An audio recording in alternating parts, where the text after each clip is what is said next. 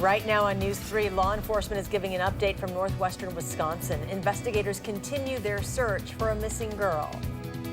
And later, President Trump is returning to Wisconsin, where he'll be holding a campaign rally next week. We'll have details on that visit straight ahead. This is News 3 at 10. Thanks for joining us tonight. We begin with breaking news on the west side of Madison. This is a live look at Hammersley Road near Jewel Court, just north of the Beltline off Midvale. There is a heavy police presence where we have just confirmed that there has been a shooting at that location. However, the other details are very limited at exactly what happened. We do know there is one victim in the hospital. There is no information we have about a shooter at this time, but we will offer more information as soon as it becomes available to us. We have a crew on the scene. Meanwhile, the search for the missing 13-year-old Jamie Kloss continues tonight. The medical examiner's office completed her parents' autopsies today, declaring their deaths as homicides. More than 200 law enforcement officers are actively searching for Jamie. The medical examiner's office found that both Denise and James Kloss died from gunshot wounds, but there was no gun found at the scene.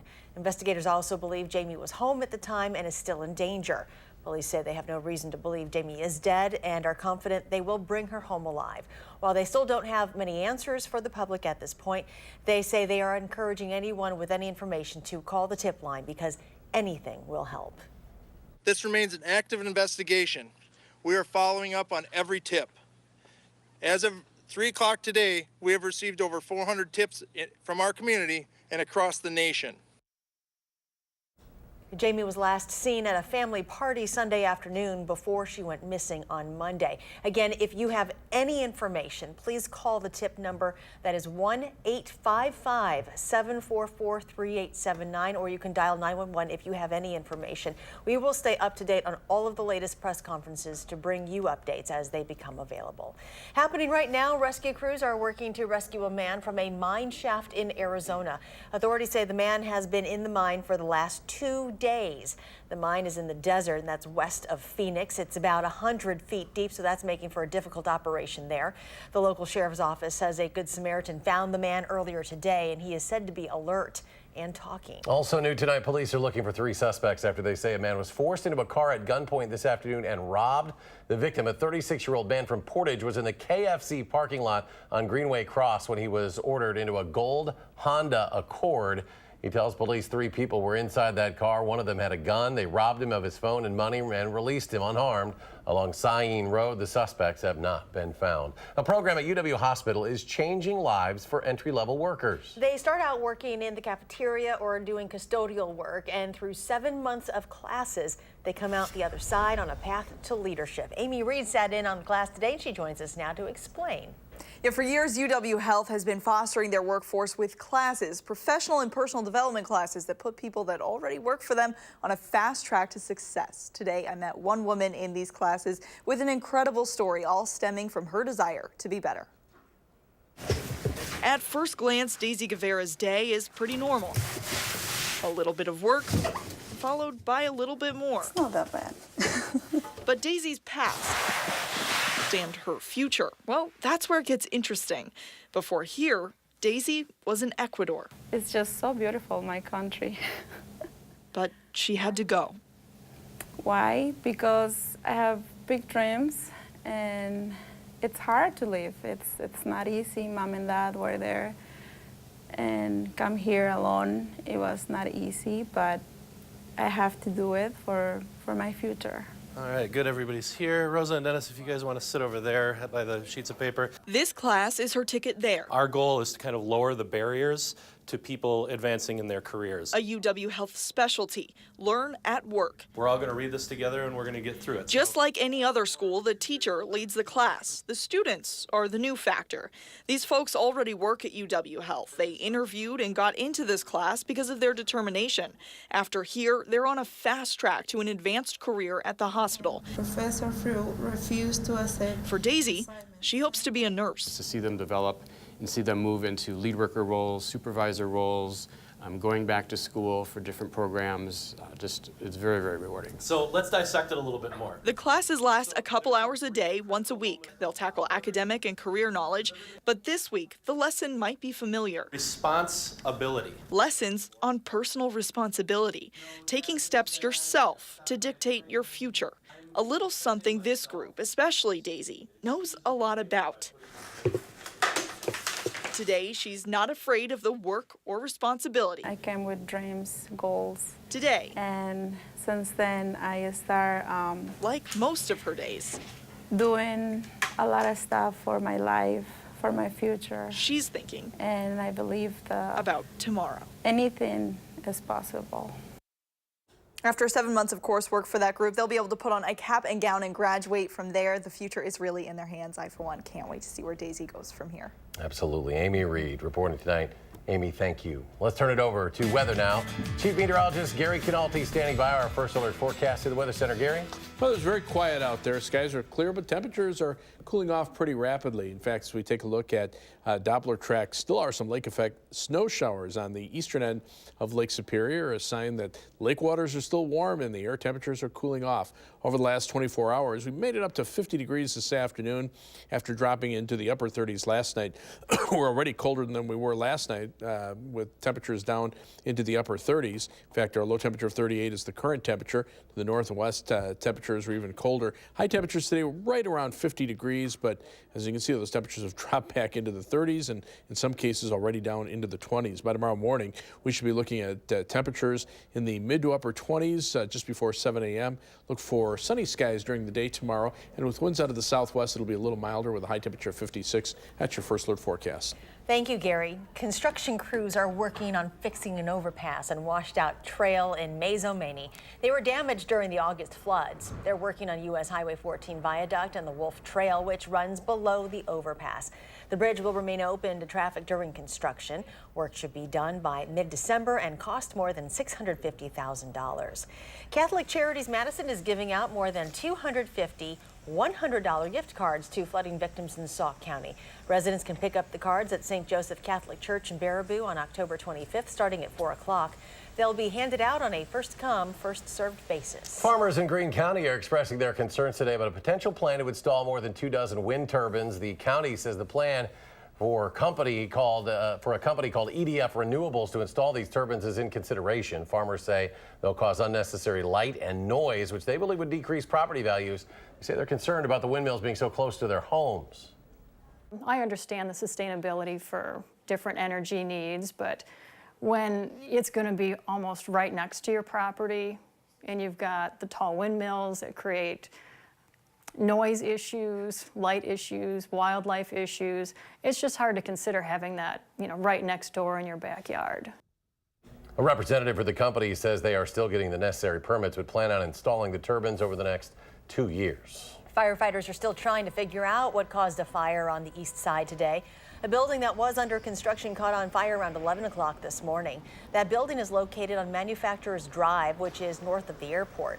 Witnesses saw the roof on fire and black smoke coming from the building. No one was hurt. President Trump is coming to Wisconsin next week for a campaign rally. He will hold the rally at the Mosinee Airport just south of Wausau next Wednesday, October 24th. The announcement of the visit says the president will talk about the need for voters to expand Republican majorities in the House and Senate. The trip will be his first visit to the state since late June when he came for the Foxconn factory groundbreaking.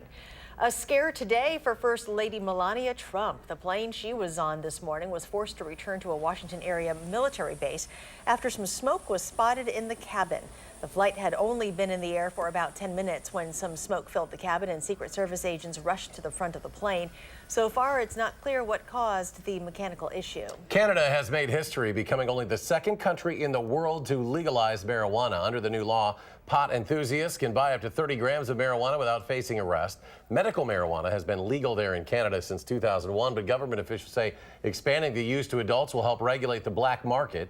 Canadians convicted of possessing up to 30 grams of marijuana will now receive a pardon Uruguay was the first country to legalize marijuana. When you head to the polls next month, you could see a question on your ballot about the legalization of marijuana. 16 counties and 2 cities in Wisconsin have an advisory referendum about marijuana in November. In our area, that includes Dane, Rock, Marquette, and Sauk counties. Now, those ballot questions don't require state lawmakers to take any action. They're simply trying to figure out how many people in each county favor legalization and how many oppose it. We're really gauging public opinion. Any actions to change the law will have to be taken in our assembly and by our executive branches here in the state of Wisconsin.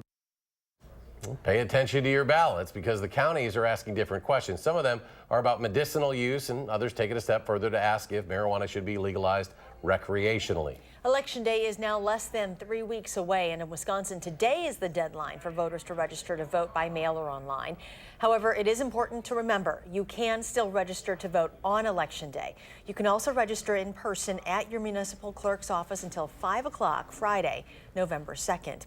As for the race for governor, you can watch this Friday's debate between incumbent Scott Walker and challenger Tony Evers right here on Channel 3.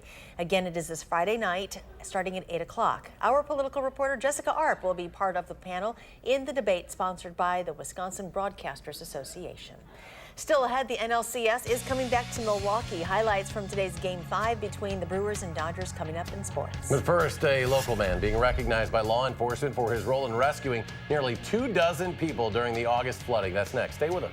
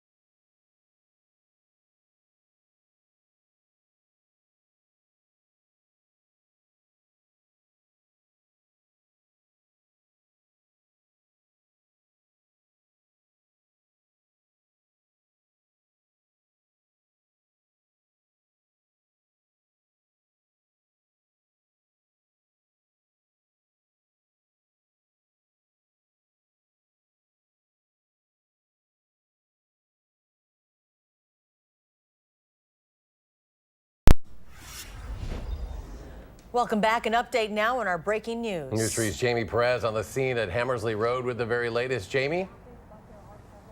Yeah, Eric and Charlotte, we just got here. Actually, police are still here on scene. Like you said, this is at 4501 Hammersley Road. This is on the west side, the intersection of Hammersley and Jewel. Here's what we know so far. One person was shot in this apartment building tonight, according to officials. Police are responding right now. You can see them still actively investigating. Again, this is on the 4500 block of Hammersley. The victim was taken to a hospital. There are no suspects in custody at this time. The call that was reporting a possible weapons violation came into the Dane County Communications Center around 9 p.m.